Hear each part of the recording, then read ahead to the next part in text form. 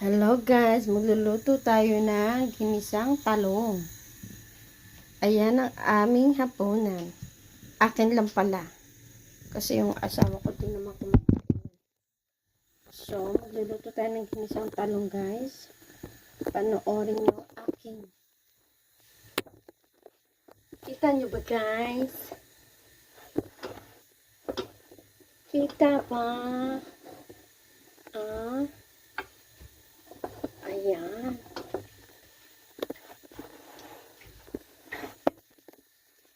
Dali lang. Nakita. Ayan. Ayan. Nagigisa na tayo ng bawang. Madalian lang ito guys. Ito ay hapunan namin katapos galing kami sa mother-in-law ko. Kaka-uwi lang namin. Kaya magluluto na ako ng hapunan. Sa akin at sa aking sawa. Yung aking binata wala dito. Nasa layasan. Ayan, gisahin natin ang bawang, sibuyas. Nasunod yung sibuyas at bawang. Sinapit natin kasi. Para gisahin. Ayan, napisa. Nasunod na si bawang. Langsung atin. Salig na natin sa kamatis. Kamatis. Ayan. Diragin natin ng bawang. Okay. Isa lang talong. Kamatis muna. Diragin natin. Ayan guys.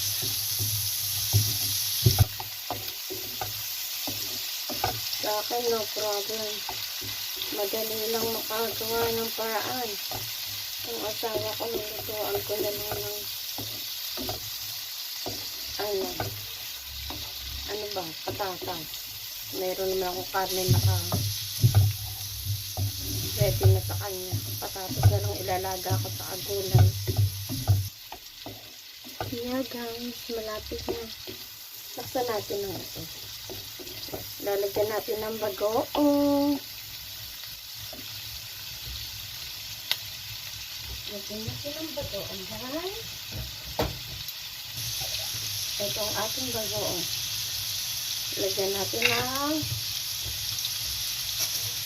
2 kutsara sa 2.